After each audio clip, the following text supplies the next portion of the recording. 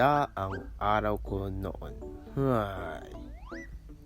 Yung nananahimik lang ako at napakabait ko pa. At saka tinignan ko sa lift na isang babae na may napakakulot na buhok. O kaya hindi ko alam. Pero biglang nakita niya ako at ako naman na kunwari hindi ko siya pinansin. Hindi ko alam kung may friend siya or wala. Kaya buti na lang may crush na ako. Hindi ko alam, baka siya ngayon sa album na dalawa lang kami. Magkapareho pa sila eh. Teka, sino kaya yun? Ang pangalan niya ay si Jid. Maganda at mabait. Pero ang kanyang full name niya... Teka, diba sabi mo wag mong sabihin ang full name niya? Ano ka ba? Kaya nga. Ona, I'm sorry.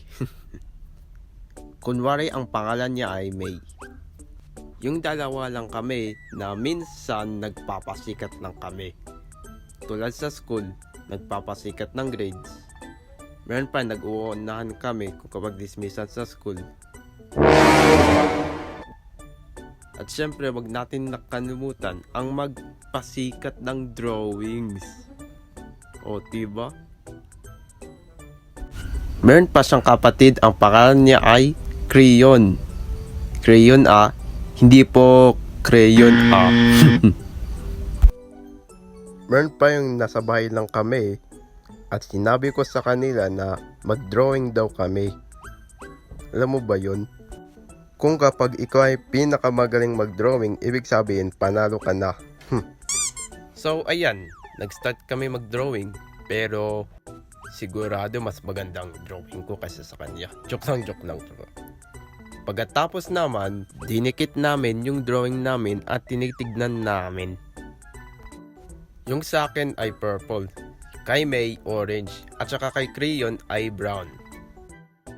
So first place ako, second place kay May, at third place si Crayon. Kaya ibig sabihin, ako ang pinakamagaling mag-drawing. Joke lang. Meron pa, yung nagpapasikat lang kami ng scores. Yung kay May naman, 15 over 15 minsan yung nakuha niya. Samantalang ako ay...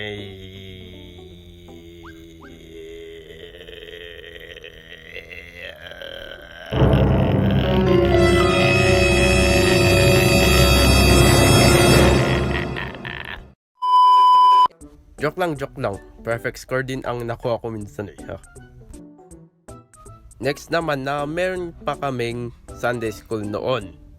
Oo, meron. O nga pala, oops.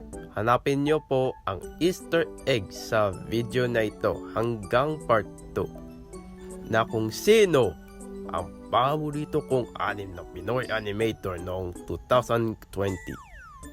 Good luck. Sige, balik tayo sa kwento. Yan po ang pastor namin. At saka may simbahan pa kami, or hindi ko alam simbahan yun. Lahat yung mga pamilya namin nanrito para makinig kung anong sinasabi ng pastor namin. Yung isa pang room na doon kami nag Sunday school. Tapos yan po ang nagtuturo sa amin na dapat mag-drawing daw kami na kung ano-ano ang gusto namin. Kaya ayan, nag-start na kaming mag-drawing. So, minsan, pinapanganda ko na naman yung drawing ko kaysa sa kanila eh. Alam mo ba yun? Tapos minsan, yung wala akong magawang mag-drawing, kinokopya ko yung drawing ng crush ko. Pero, joke lang guys. Huwag nyo akong gagayahin Masama po yun. Pagkatapos, malamang, tapos na kami at dinikit namin yung drawing namin sa wall. Kaya tignan namin kung sino mas maganda. Meron pang pinaka-worst kong araw ko dati na nag-drawing lang ako na nanahimik lang ako, ganun. May narinig akong may kumakanta, yung boses ni May. Tinignan ko sa pintuan at bigla akong nagulat na Yung si May at saka yung kasama niya kumakanta sa stage. Oo. Tapos samantala naman ako. Alam mo ba bakit? Umiyak ako dahil hindi nila ako pinayagan. Alam mo ba na madali akong mainggit? Siyempre naman wag basta-basta naman kasi. Hindi ko alam kasi kung bakit ako nainggit.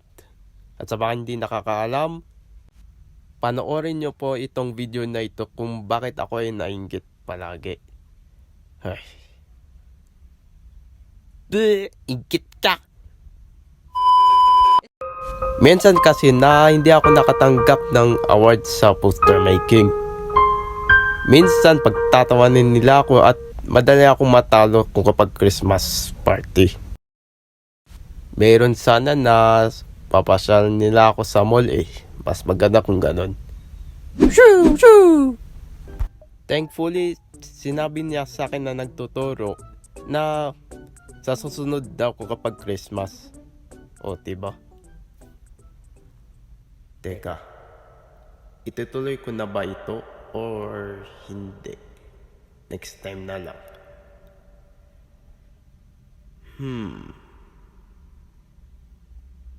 No kaya? Naalala ko dati noong grade 5 kami ni May pero hindi kami magkasama. Iba-iba na ang section namin kaya ako at si May hindi na kami magkasama kasi iba nga ang section namin. Meron pa yung pumunta ako sa ibang section para makita ko si May. Pero kung nakita ko siya, may kasama siya, sana all may kaibigan pa ako ngay. Pero bigla nakita niya ako ni May. At ako naman ay tumakbo na lang ako sa labas. At natatakot ako baka masuntok pa niya ako at saka mainis. Nag-start kasi ito noong grade 4 kami. Yung magkasama kami ni May sa school. Tapos kinumusta ko siya. Pero itong si May wala siyang pakialam. O diba nakaka-worse? Dahil kasi parang busy si May o hindi ko alam bakit. Pero once ko siya pinakaialaman, magagalit siya sa akin. Kaya ayun, hindi ko siya pakialaman pa. Hindi ko maintindihan kung ano nangyari. Kaya ayun.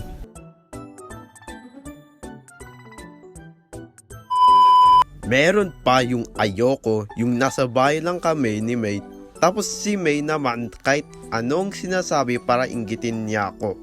Alam mo ba, Gerard, buti kami nakapunta pa kami sa SM, sa Baguio Botanical Garden o kung saan man.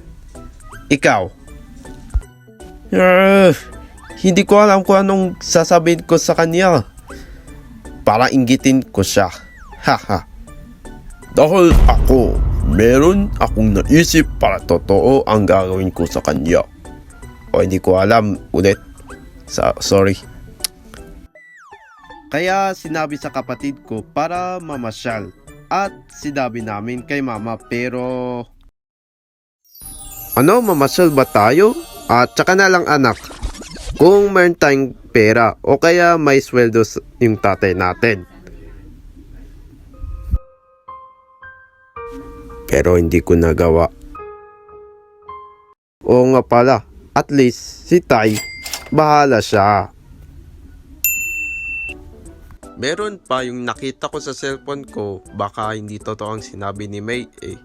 Chinek ko yung post sa Facebook. Scroll ako ng scroll nang biglang nakita ko yung sinabi at pinost ng nanay ni May.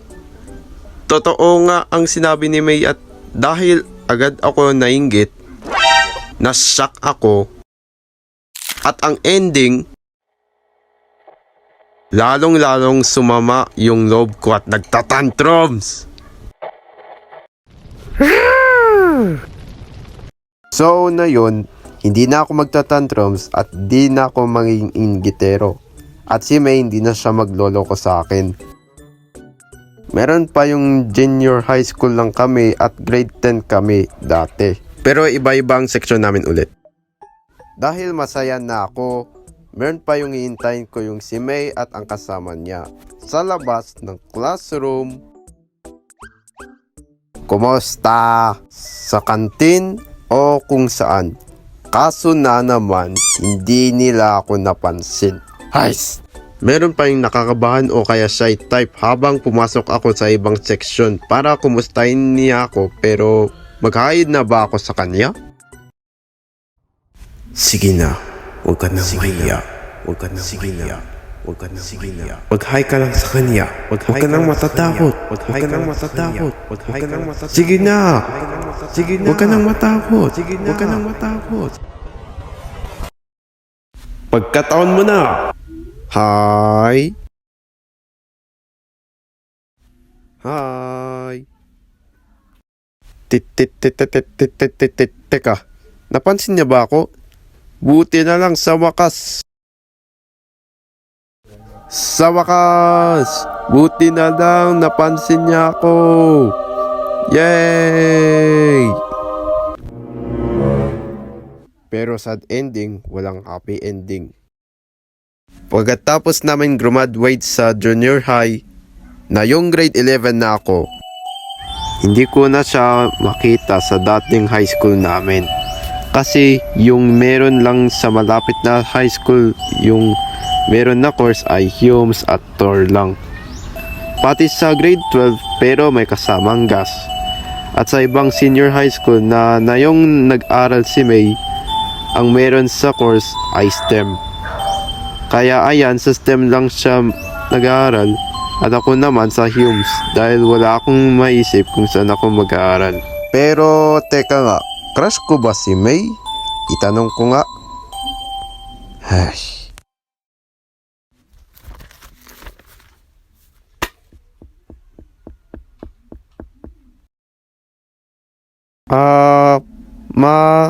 Ano pa yun anak? Crush ko ba si May? Diba sinasabi ko sa'yo, pinsan mo naman siya. What? That's all folks.